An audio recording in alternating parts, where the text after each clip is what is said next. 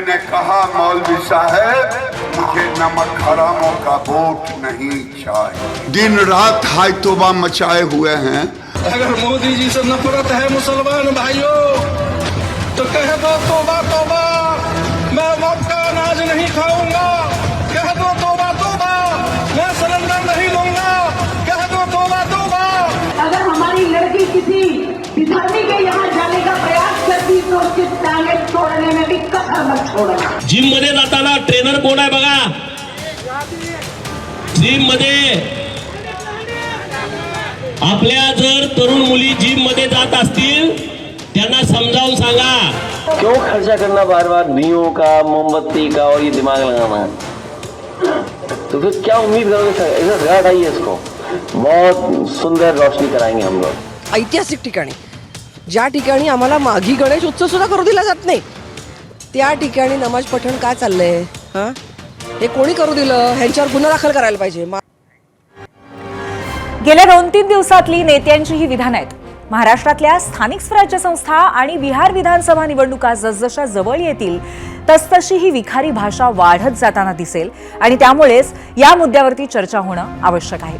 त्यासाठी आजच्या 0 आवरमध्ये मी पूर्वी भावे तुमचं स्वागत करते। सर्वप्रथम एबीपी माझाच्या सर्व प्रेक्षकांना दिवाळीच्या खूप खूप हार्दिक शुभेच्छा। खरं तर सगळीकडे दिवाळीचा माहोल, रोषणाई, रांगोळ्या, आतषबाजी असं दृश्य दिसत असताना राजकारणामध्ये सुद्धा अशीच आतषबाजी सुरू आहे, कारण निवडणुका जवळ आल्यात। त्यामुळे हिंदू विरुद्ध मुस्लिम, मराठा विरुद्ध ओबीसी या वादांना हवा दिली जाते। जाती धर्मांवरती मतांचं ध्रुवीकरण करण्याचे प्रयत्न केले जात आहेत। आजवर अनेक निवडणुकांमध्ये यशस्वीरित्या वापरला गेलेला हा फॉर्म्युला पुन्हा अप्लाय केला जाताना दिसतोय। आगामी स्वराज्य संस्थांच्या निवडणुकीमध्ये याचा फायदा होईल का, याबद्दल आम्ही तुम्हालाही विचारलं होतं आणि आम्ही विचारलेल्या या प्रश्नावरती तुमचा कौल तुम्ही द्यायचा आहे, तुमचं मत मांडायचं आहे। प्रश्न बघण्यासाठी जाऊयात पोल सेंटरला।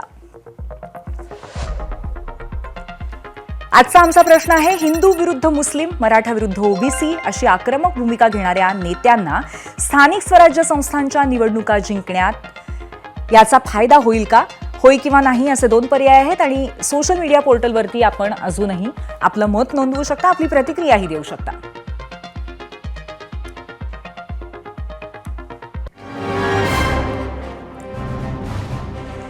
तर एकंदरीतच या विषयाला सुरुवात करूया शनिवार वाड्यातनं। पुण्याची ही ऐतिहासिक आणि प्रसिद्ध वास्तू एक व्हिडिओ व्हायरल झाला आणि त्यामुळे शनिवार वाड्याच्या निमित्ताने एक वाद उफाळला। झालं असं की शनिवार वाड्याच्या प्रांगणामध्ये काही मुस्लिम महिला नमाज पठण करतायत असा एक सोशल मीडियावरती व्हिडिओ व्हायरल झाला आणि मग भाजपच्या राज्यसभा खासदार मेधा कुलकर्णी पतितपावन संघटनेच्या कार्यकर्त्यांसह काल शनिवार वाड्यावरती गेल्या आणि वाड्याबाहेर असलेल्या मजारीवरती भगवा झेंडा फडकवण्यासाठी त्यांनी आंदोलन केलं। काही काळ आंदोलकांना अडवल्यामुळे त्यांची पोलिसांची वादावादीही झाली। अखेर पोलिसांनी त्यांना वाड्यात जाऊ दिलं। मग नमाज पठण झालं, त्या जागी गोमूत्र शिंपडण्यात आलं। शनिवार वाड्याबाहेर असलेली मजार हटवावी आणि वाड्यामध्ये नमाज पठणाला परवानगी दिली जाऊ नये अशा मागण्या कुलकर्णींनी केल्यात। पाहूयात। मुसलमानांनी नमाज पठण केलं, काहीच कारण नाही। त्यांनी त्यांच्या नमाजाच्या वेळेस एवढी आतुरता असेल तर घरी थांबावं। नोकरीच्या वेळा सोडून, नोकरीतल्या वेळा बाहेर त्याच्यातून वेळ घालवून ते 5-5 वेळेला वेळ घालवणार। सरकारी पगारातले लोक सुद्धा तेच करतात, नागरिकांच्या टॅक्समधनं पगार घेतात आणि तेच करतात, 5-5 वेळेला वेळ घालवतात। आणि अशा ऐतिहासिक ठिकाणी, ज्या ठिकाणी आम्हाला माघी गणेश उत्सव सुद्धा करू दिला जात नाही, त्या ठिकाणी नमाज पठण का चाललंय? हां, हे कोणी करू दिलं? ह्यांच्यावर गुन्हा दाखल करायला पाहिजे। मेधाताईंच्या या आंदोलनावरती आज दिवसभरामध्ये अनेक प्रतिक्रिया उमटल्या आहेत। काँग्रेस, शिवसेना, उद्धव बाळासाहेब ठाकरे या पक्षांनी भाजपवरती टीका केली आहे। विशेष म्हणजे भाजपचा मित्रपक्ष असलेल्या शिवसेनेनेही या मुद्द्यावरती अंग काढून घेतल्याचं दिसतंय।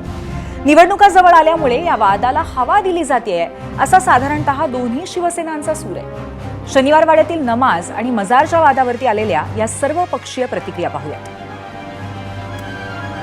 इतिहासाची आणि शौर्याची आणि हिंदू समाजाचे प्रतीक असलेले जे आमचे धार्मिक स्थळं आहेत, जी स्थळं आहेत, त्याच्यावर अगर तुम्ही अशा पद्धतीचे नमाज पठण करत असाल तर उद्या अगर आमचे हिंदुत्ववादी कार्यकर्ते उद्या हजिल्लीला जाऊन उभे राहिले आणि तिथे हनुमान चालीसाचं पठण सुरू केलं तर मग काय करायचं? नमाज पढण्यासाठी काय देशात आणि राज्यात मस्जिदी कमी आहेत? जे तुम्हाला हिंदू धार्मिक स्थळांकडे कोण वातावरण खराब करणारे हे जिहादी मानसिकतेचे लोक आहेत. आणि मग उद्या हिंदू संघटनेने अगर आवाज उचलला तर चूक काय केली? भारतीय जनता पक्षाच्या नेत्या मेधा कुलकर्णी यांच्या नेतृत्वाखाली काही भारतीय जनता पक्षाचे कार्यकर्ते व हिंदुत्ववादी संघटनांनी तिथे जाऊन गोमूत्र शिंपडलं.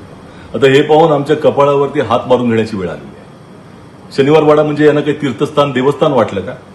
या शनिवारवाड्यामध्ये मस्तानीचा बराच काळ वावर राहिलेला आहे. या शनिवारवाड्याच्या समोर आणि बाजूला पेशवेकालीन दर्गा आहे, त्यामुळे पेशव्यांना त्याची अडचण नव्हती. परंतु तुम्हाला जर अडचण असेल तर त्याच दर्ग्यांना शिवून तिथं हवा येते जिथं तुम्ही काल उभे होतात. त्यामुळे नाक अशुद्ध झालं म्हणून नाकामध्येही गोमूत्र घालून घ्या. मी जातीवाद करणारा कार्यकर्ता, मला सगळे लोक आपले आहेत, आपण काम करणार आहे. मी जरी शिवसेनेत असलो तर बाळासाहेब ठाकरेंनी ठाकरे साहेबांनी शाबीरभाई सारख्या युवकाला मंत्री केलं होतं. म्हणजे जातीवाद त्यांच्याकडे होता. तुम्ही जातीवाद कशासाठी करता, काय करता? लोकसभा जिंकली, विधानसभा जिंकली, सगळं जिंकलं, आता आम्ही वाट बघतोय. तुम्ही काय करणार? फक्त निवडणुका जवळ आल्या की काहीतरी काय, हे जर डोक्यात असेल तर त्यांनी करू नये. कुठला तरी विषय त्या ठिकाणी काढायचा असा काहीसा प्रकार आहे. बऱ्याच गोष्टी आपल्याला लक्षात येतील. अनेक प्रश्न आहेत महाराष्ट्रामध्ये. शेतकरी रोज आत्महत्या करतोय, त्याला मदत मिळते का नाही तो प्रश्न आहे. आज बेरोजगार तरुणाचा प्रश्न आहे. मला वाटतंय सरकार नावाच्या यंत्रणेनं ह्या प्रश्नाकडे अधिकचं लक्ष देणं गरजेचं आहे. आता भाजपचा दुसरा मित्रपक्ष म्हणजे अजितदादांचा राष्ट्रवादी काँग्रेस पक्ष मेधाताईंच्या विरोधामध्ये अधिक आक्रमक झालाय. पक्षाच्या नेत्या रुपाली ठोंबरे यांनी चक्क शनिवारवाड्यावरती आंदोलन केलं. मेधा कुलकर्णींवरती गुन्हा दाखल करावा आणि त्यांच्या खासदारकीचा राजीनामा घ्यावा अशा मागण्याही त्यांनी केल्या. निवडणुकीमुळे पुण्याचं वातावरण खराब करण्याचा प्रयत्न चालवल्याचा त्यांचा आरोप आहे. विशेष म्हणजे यावेळी आपल्या कार्यकर्त्यांसह ठोंबरे यांनी शनिवारवाड्याबाहेर बसून हनुमान चालिसेचं पठणही केलं. मला अशी माहिती जी मिळालेली आहे की इथं दिवाबत्ती करायला किंवा इथले जे काही पूर्वीचे मुस्लिम आमचे काजी लोक होते त्यांना ₹1 मानधन सुद्धा देत होते. त्यामुळे कुठेतरी जाणीवपूर्वक हिंदू मुस्लिम मध्ये तेढ निर्माण करण्यासाठी आतापर्यंत सातत्याने मेधा कुलकर्णींनी हे केलेलं आहे. राष्ट्रवादी काँग्रेस पार्टी शाहू फुले आंबेडकर या विचारांचे आम्ही आहोत आणि आम्ही महायुतीत आहोत याचा आम्हाला भान आहे. महायुतीत आहोत म्हणून कोणी बेकायदेशीर कृत्य करेल आणि त्याला आम्ही पाठिंबा देईल असं होत नाही. आणि मेधा कुलकर्णी खासदार यांच्या विरुद्ध आम्ही गुन्हा दाखल करा म्हणतो, भाजपच्या विरोधात नाही. जी बाई वातावरण खराब करते, जी जातीत तेढ निर्माण करते, तिचा खासदारकीचा राजीनामा भाजपने घेतला पाहिजे. आता या संपूर्ण वादामध्ये इतिहासाच्या अनुषंगाने अनेक दावे प्रतिदावे करण्यात आलेले आहेत. म्हणूनच या वादावरती इतिहास अभ्यासकांचं काय म्हणणं आहे हे जाणून घेण्याचा आम्ही प्रयत्न केला. संशोधक पांडुरंग बलकवडे यांच्या मते शनिवार वाड्यामध्ये आतापर्यंत नमाज पडला गेल्याची कुठेही नोंद नाहीये. वाड्याबाहेर असलेली कबर ब्रिटिश काळात उभी राहिलेली असू शकते असं ते म्हणाले. तसंच मस्तानीचा शनिवार वाड्यामध्ये वावर होता हा दावाही त्यांनी खोडून काढलाय. शनिवार वाडा या वास्तूच्या आत काही बुरखाधारी त्या मुस्लिम असाव्यात असं गृहीत धरलं जातं आहे. त्यांनी नमाज पठण केलं. माझ्या समजुतीनुसार आजपर्यंत शनिवार वाड्यात असं कधी घडलेलं नाही. केंद्र सरकारच्या पुरातत्व खात्याच्या ताब्यात असणाऱ्या राष्ट्रीय स्मारकामध्ये अशा पद्धतीने धार्मिक विधी करण्याचा कुणालाही अधिकार नाही. मला असं वाटतं की पुरातत्व खात्याचं दुर्लक्ष झाल्यामुळे ही घटना घडली असेल.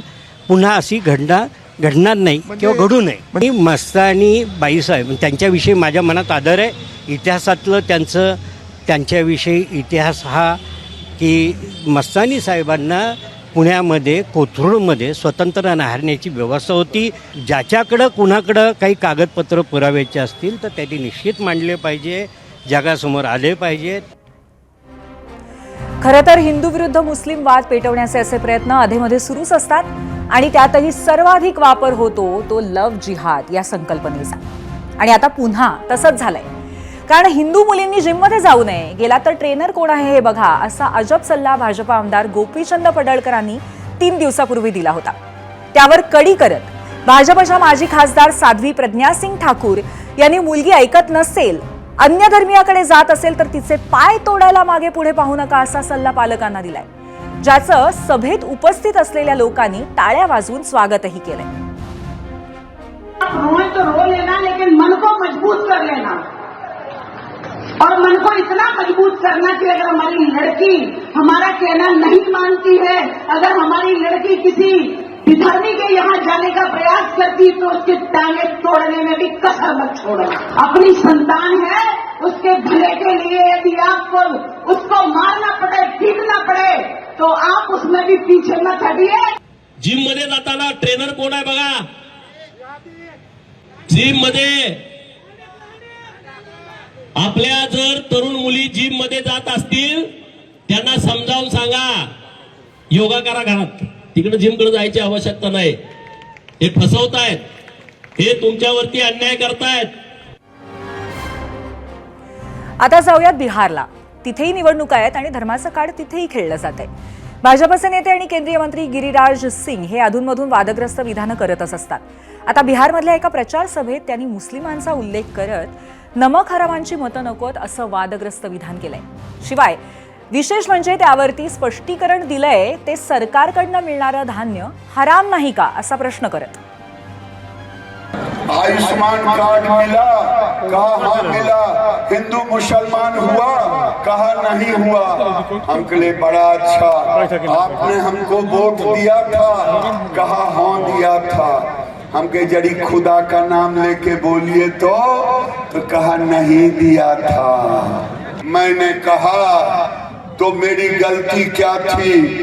जो किसी के उपकार को ना उपकार माने उसको नमक हराम क्या बोलते हैं. मैंने कहा मौलवी साहब मुझे नमक हरामों का वोट नहीं चाहिए. जो लोग कहते हैं अपने आप को कि मैं किसी का हराम का खाना हमारे धर्म में सही नहीं कहा गया है, यानी किसी का मुफ्त का खाना हराम है, ये कहते हैं इस्लाम में. क्या 5 किलो अनाज नहीं ले रहे हैं? जो खास करके हाय तोबा बुड़का उठेगा कि नहीं बुड़का उठेगा, उसके लिए दिन रात हाय तोबा मचाए हुए हैं. मैं उन लोगों से पूछना चाहता हूं कि आप इतना चिंतित क्यों हैं? आणि हे असे एकटेच नाहीयेत. सरकारकडनं मिळणारा हा शिधा घेऊ नका असा सल्ला भाजपच्या आणखीन एका नेत्यानेही दिलाय. बिहारच्या दरभंगामध्ये खासदार अशोक यादव यांची आज सभा झाली. मोदी विरोधी असाल तर मोफत धान्य घेऊ नका, रस्त्यावरनं फिरू नका असा प्रक्षोभक सल्ला किंवा इशारा त्यांनी मुस्लिमांना देऊ केलाय. अगर मोदी जी से नफरत है मुसलमान भाइयों तो कह दो तौबा तौबा, मैं मौत का अनाज नहीं खाऊंगा. कह दो तौबा तौबा, मैं सिलेंडर नहीं लूंगा. कह दो तौबा तौबा, मैं आपके सड़क पर नहीं चलूंगा. कह दो तौबा तौबा, नदी हेल के जाओ, हमारे बनाए हैं पुल पर मत चलो. तब समझेंगे कि तुम मोदी जी का विरोधी हो. और सड़क पे आके मोदी जी को गाली दोगे, भारतीय जनता पार्टी के गाली दोगे, नीतीश कुमार की गाली दोगे. ये हिंदुस्तान की जनता से, हिंदुस्तान की जनता के साथ साथ यूटी की जनता भी इसको सहन करने वाला नहीं है. तर उत्तर प्रदेशामध्ये वाद निर्माण करण्याचं काम विरोधी पक्षनेते अखिलेश यादव यांनी केलंय.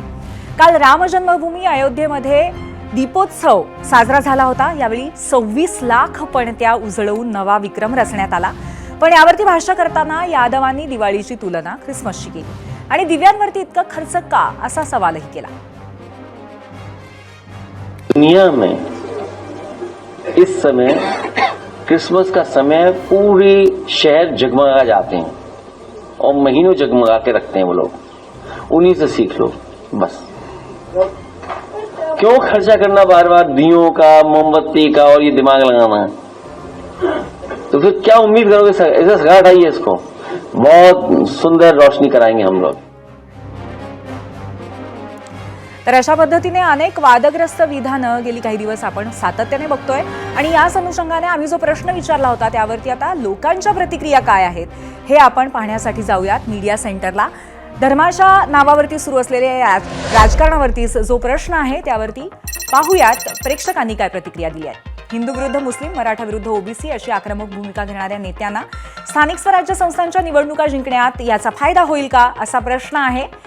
पाहुयात सर्वसामान्य लोकांनी, प्रेक्षकांनी काय प्रतिक्रिया दिलेल्या आहेत. काही निवडक प्रतिक्रिया आपण बघणार आहोत. स्थानिक स्वराज्य संस्थांच्या निवडणुकीत स्थानिक विकासाचे मुद्देच प्रचाराच्या केंद्रस्थानी असतात. त्यामुळे जाती धर्माच्या विखारी प्रचाराला जनता भीक घालणार नाही, असं आशिष यांचं म्हणणं आहे.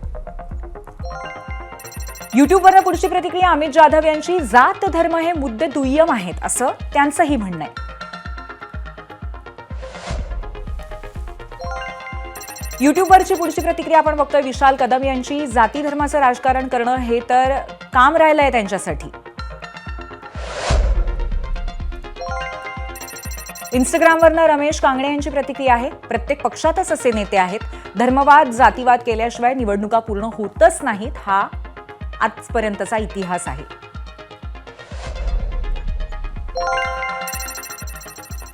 काही फायदा होणार नाही. हे लोक प्रत्येक निवडणुकीमध्ये जाती जातीत वाद निर्माण करतात. विष्णू सावसे यांनी इंस्टाग्रामवरनं प्रतिक्रिया दिली आहे. फेसबुकवरची पुढची प्रतिक्रिया अजित खंडागळे यांची आहे. जे उघड भूमिका घेत आहेत त्यांना निवडावं. जे धर्माचे नाहीत, जातीचे नाहीत, फक्त स्वतःचा खिशा भरायला आलेत, ते आपटले पाहिजेत, असं त्यांचं म्हणणं आहे. फेसबुकवरनं विश्वास चव्हाण म्हणतायत, यात नवीन असं काहीच नाही. मतदार शून्य आहेत. निवडणूक आली की सर्व पक्षाकडनं अशा वावड्या उठवल्या जातात.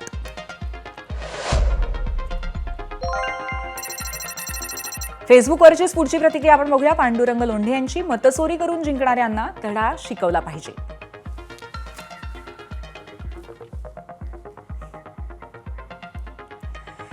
तर अशा प्रतिक्रिया आहेत आणि याच अनुषंगाने आता आपण तज्ज्ञांशी चर्चा करणार आहोत. त्यासाठी जाऊयात गेस्ट सेंटरला. आपल्या गेस्ट सेंटरला उपस्थित आहेत काँग्रेसचे प्रवक्ते रत्नाकर महाजन, पतितपावन संघटनेचे अध्यक्ष स्वप्नील नाईक आणि त्याचबरोबर विचारवंत अनवर राजन. आपल्या तिघांचंही मी गेस्ट सेंटरमध्ये स्वागत करते. तुम्हाला तिघांनाही दिवाळीच्या खूप खूप शुभेच्छा. आज सणाच्या दिवशी सुद्धा तुम्ही वेळात वेळ काढून चर्चेसाठी आलात, त्याबद्दल खूप खूप धन्यवाद. पण पहिला प्रश्न मला अर्थातच विचारायचा आहे पतितपावन संघटनेच्या स्वप्नीलजींना, की स्वप्नीलजी, हा नमाजचा जो व्हिडिओ आहे तो नक्की कधीचा आहे, त्याचबरोबर तो कसा तुमच्यापर्यंत पोहोचला, त्याची तुम्ही पुष्टी केलेली आहेत का, आणि त्याचबरोबर या अनुषंगाने काही कायदेशीर कारवाई ठरवलेली आहेत का, किंवा तशी काही तक्रार केली आहेत का?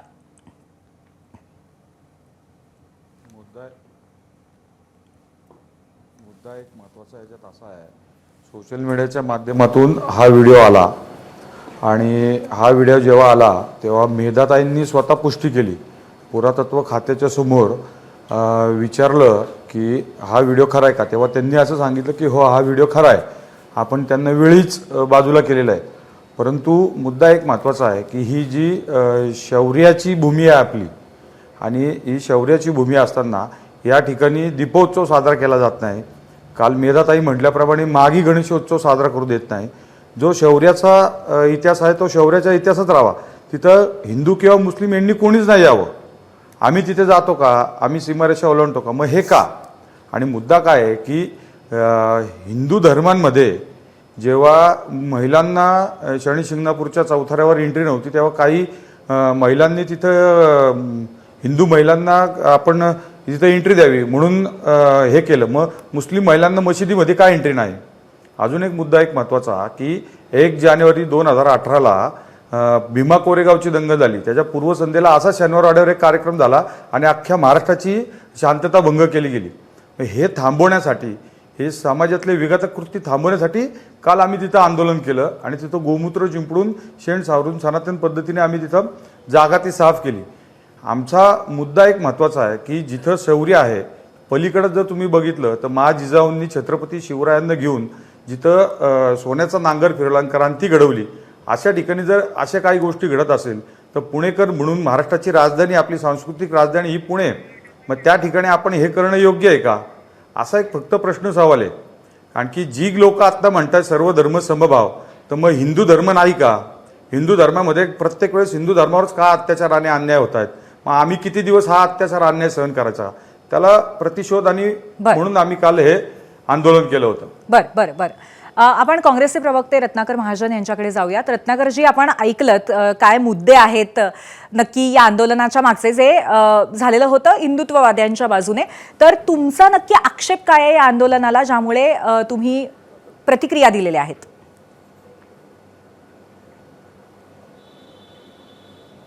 रत्नाकरजी, तुम्हाला आवाज ऐकू येतोय? हां. कोणी कशावर घेतला ही काही फार महत्व, आक्षेप कुणी कुणावर घेतला ही काळ्या दगडावरची रेघ नाही. त्याची चर्चा होऊ शकते आणि ते जर बेकायदेशीर कृत्य असेल तर त्याच्यावर ॲक्शनसुद्धा होऊ शकते. नंबर 1. नंबर 2, आजच असं काय झालं की एकदम हिंदुत्वाचा अभिमान जागा झाला. मेधाताईंना कोथरूड परिसरातील नागरिकांच्या तक्रारीमध्ये लक्ष घालायला वेळ नाही.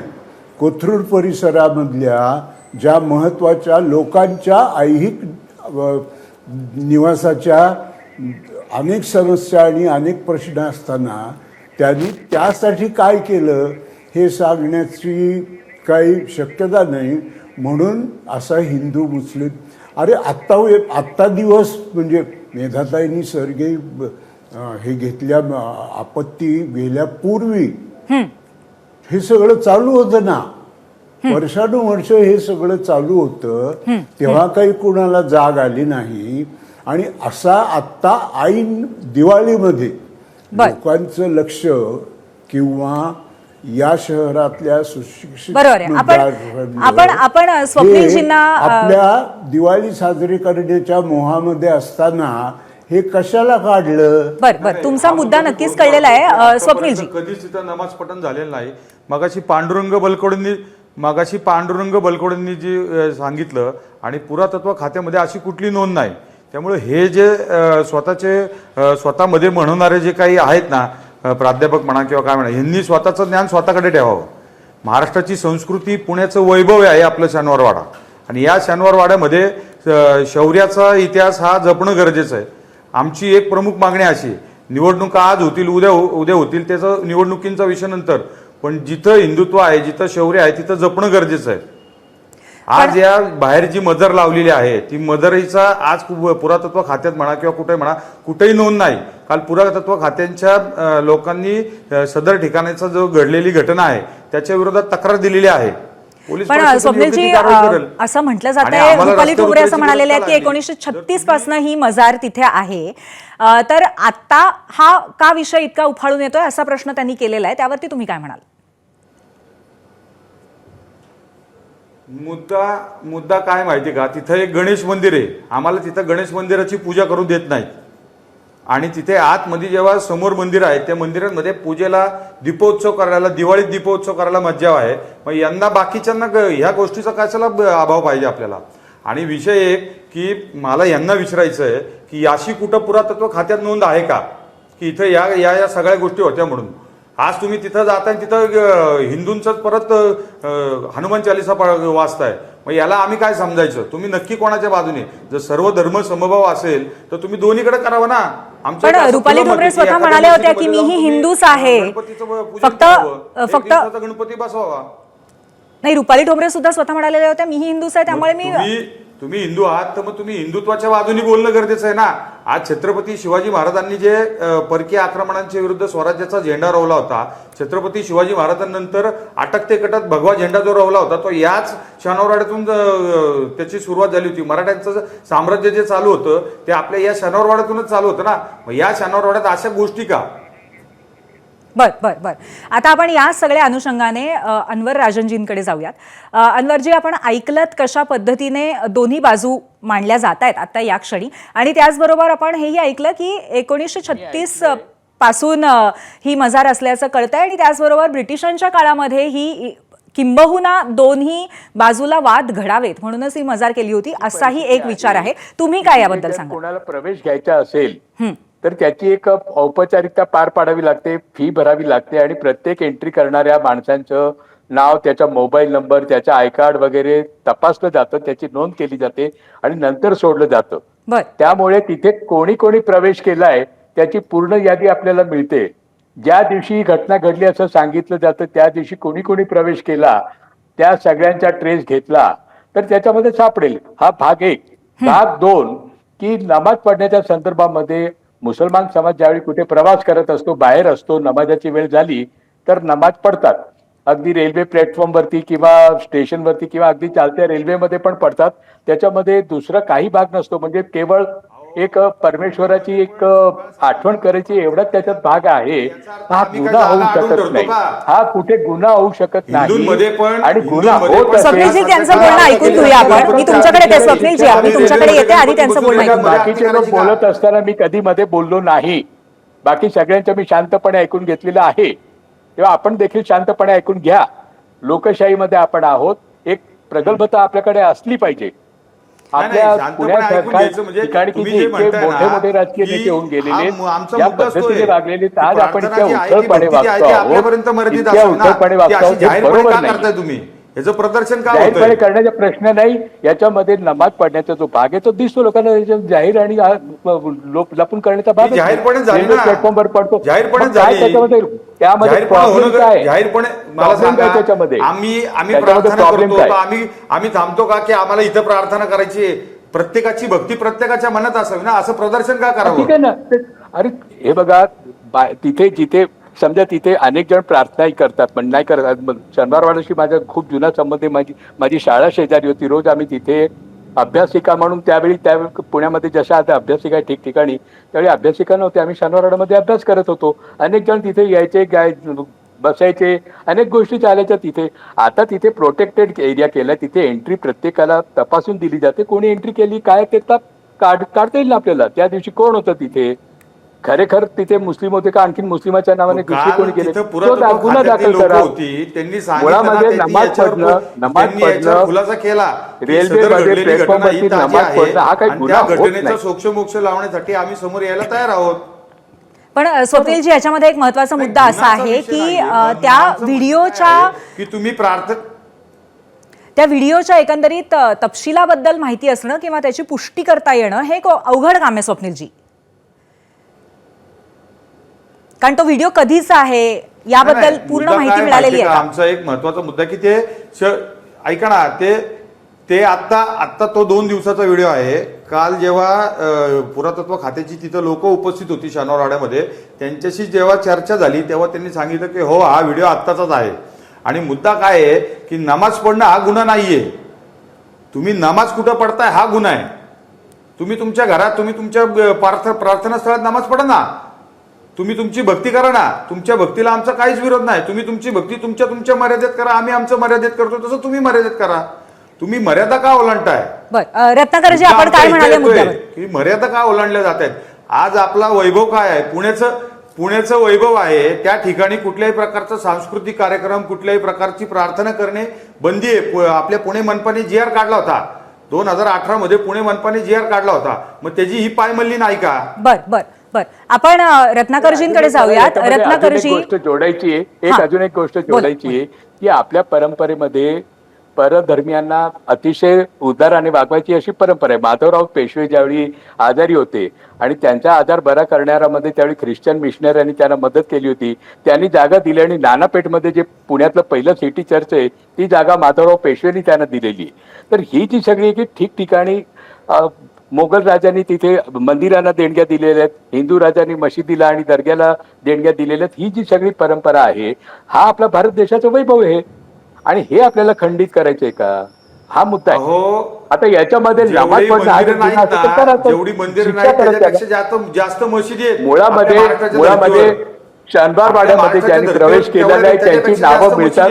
आजही काही आपल्या पलीकडे जर बघायला गेलं तर पुण्येश्वराचं मंदिर आहे आणि पुण्यामध्ये मोक्याच्या ठिकाणी असं आहे की वरती दर्गा आणि खाली आपल्या महादेवाचं मंदिर आहे. मग इथं अन्याय नाही का?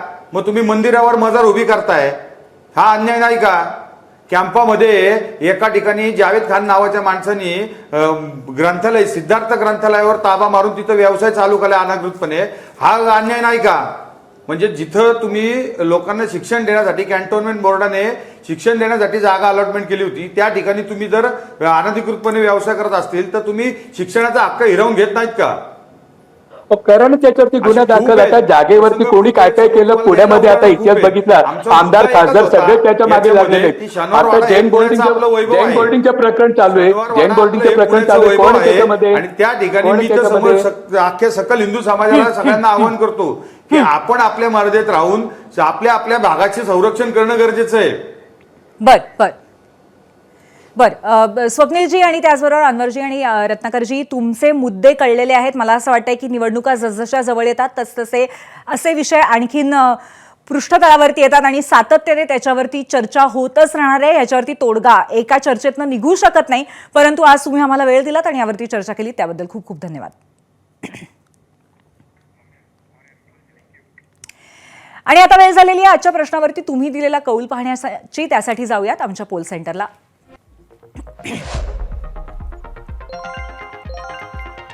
आज एकूण 21,000 मतं आम्हाला आलेली आहेत आणि निवडणुका जिंकण्यामध्ये अशा मुद्द्यांचा, अशा प्रक्षोभक वक्तव्यांचा फायदा होतो का, यावरती 58% लोकांना असं वाटतंय की नाही, याचा फायदा नेत्यांना होत नाही. 42% लोक अजूनही म्हणतायत की हो, याचा फायदा होऊ शकतो.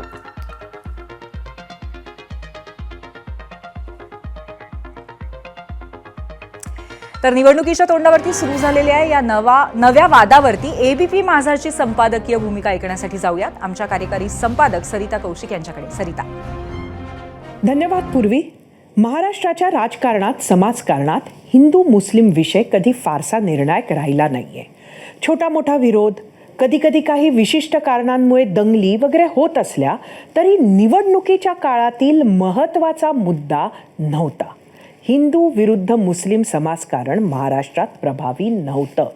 मुसलमान समाज सुरुवातीला काँग्रेस आणि नंतर थोडाफार राष्ट्रवादीचा गाभा बनला. त्यामुळे कधी काही ब्राह्मणांचा, नंतर ओबीसींचा आणि त्या उपरही हिंदूंचा पक्ष म्हणवल्या जाणाऱ्या भाजपाची अडचण व्हायची. कारण मुसलमान मतं बरोबर नाही आणि हिंदूंची मतं विभाजित होती.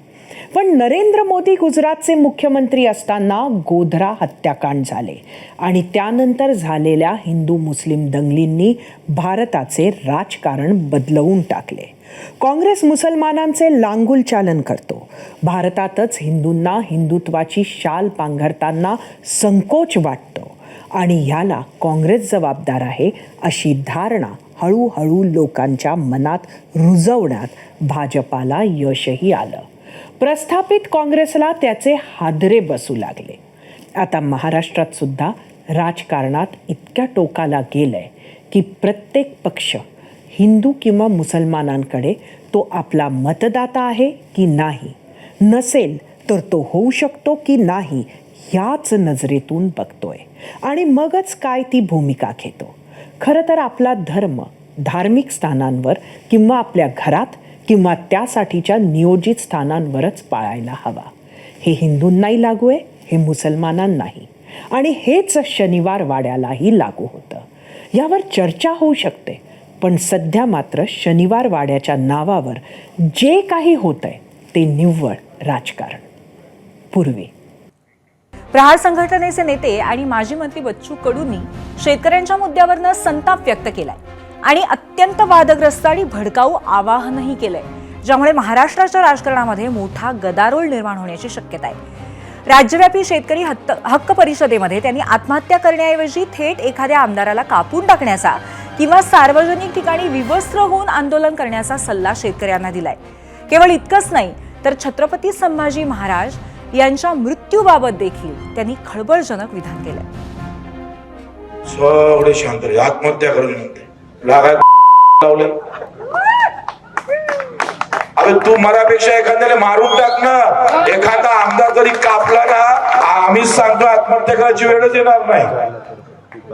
पण हे जातं मरतय, जाऊन बसलं जरी का नाही, आत्महत्या केल्यापेक्षा त्या आमदाराच्या घरासमोर पूर्ण कपडे काढून बसायचं, कपडेच ठेवायचे नाही आणि सहाच्या घराच्या समोरून जाऊन मुताचं. काय फरक आहे? मेल्यापेक्षा परवडत नाही का? हे दुसरे कोण होते रे? त्या वतनदारीतून गुलामशाही चालायची, आदिलशाही चालायची, निजामशाही चालायची, पण ही वतनदारी बंद केली. म्हणूनच तर संभाजीराजा सासऱ्याकडून मारला गेला रे. नाव औरंगजेबाचं जरी असलं तरी सासरा किती कारणीभूत आहे शोधात. का कारणीभूत आहे? राजा कसा असला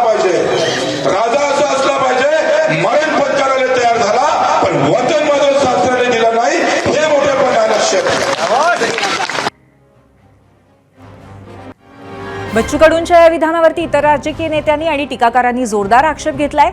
शेतकरी त्याच्या अडचणीत आहे, त्याला खून करायला लावणार का, अशा शब्दात शिवसेना नेते आणि मंत्री संजय शिरसाटांनी टीका केली आहे. त्यांच्या या टीकेला एबीपी माझाशी बोलताना बच्चू कडू यांनी प्रत्युत्तर दिलंय.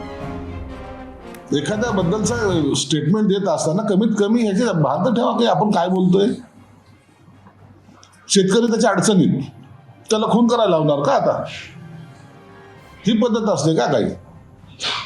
सरकारच्या विरोधात काय बोलायचं तो भाग त्याचा अधिकार आहे, त्यांनी ते बोलावंच.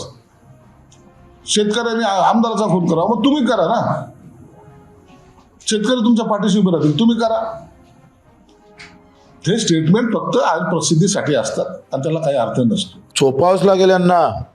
हे चोपल्याशिवाय आता आंदोलन होणारच नाही. 3,000 सोयाबीन विकावं लागतं, 6,000 कापूस विकावं लागतं. अजूनही कोण मायकेला दाखवा ना मला, का खरेदी केंद्र सुरू झाले नाही. पंजाबच्या शेतकऱ्याचं 90% माल हमी भावानं खरेदी होतं आणि आमचा ऐन दिवाळीच्या वेळेस 2200 2,000 1500 500 विकत घ्यावं लागली. लाज वाटली पाहिजे. चोपाचं नाही का, यांना काय पूजा करायची का. चोपणारच आणि वेळ आली तर मीच चोपणार. संजय शिरसाटांचं म्हणणं आहे की भान ठेवून बोललं पाहिजे, शेतकऱ्यांनी खून करावा मग तुम्हीच करा ना असं. मग भान ठेवून तुम्ही वागा पहिले, आम्ही करू. ते वेळ आली तर आम्ही करू. पहिले शिरसाटले घेऊ लागत तर अशा पद्धतीने टीका आणि प्रतिटीका होतीये. आणि याच दरम्यान सत्ताधाऱ्यांना सातत्याने धारेवरती धरणाऱ्या रोहित पवारांनी पुन्हा एकदा सरकारला लक्ष केलंय. संत तुकारामांचा धागा पकडत रोहित पवारांनी कर्जमाफीची मागणी केली आहे. जगद्गुरू संत तुकाराम महाराजांनी 1629 ते 1631 साली शेतकऱ्यांची कर्जमाफी केली होती. त्याप्रमाणे सरकारला तुकोबांची सद्बुद्धी यावी आणि शेतकऱ्यांची कर्जमाफी त्यांनी करावी असं वक्तव्य रोहित पवारांनी केलंय. यासाठी देहूतील मंदिरासमोर रोहित पवारांनी लाक्षणिक उपोषणही केलं. जगद्गुरू श्री संत तुकोबाराम महाराज यांनी या जगातली सगळ्यात पहिली कर्जमाफी केली. आज कर्जमाफी होणं अतिशय महत्त्वाचं आहे. त्याच्याचबरोबर गोडवा आणला हे ते जे सांगतायत ना ते साफ खोटं आहे. दाखवताना 32,000 कोटी रुपये आम्ही मदत करू असं सांगितलं, पण प्रत्यक्षात आपण जर बघितलं तर 12,000 कोटीच्या पुढे ते जाणार नाही.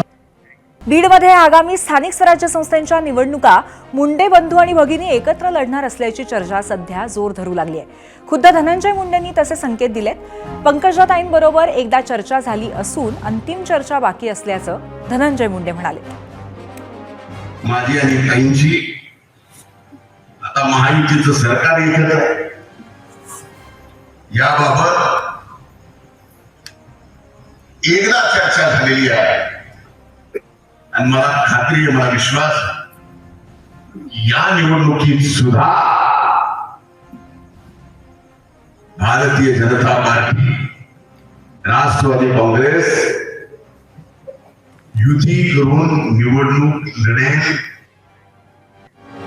याबरोबरच 0 आवर मध्ये आज आपण इथेच थांबतोय. उद्या पुन्हा एकदा भेटूया एका नव्या विषयासह, नव्या चर्चेसह. पाहत रहा एबीपी माझा.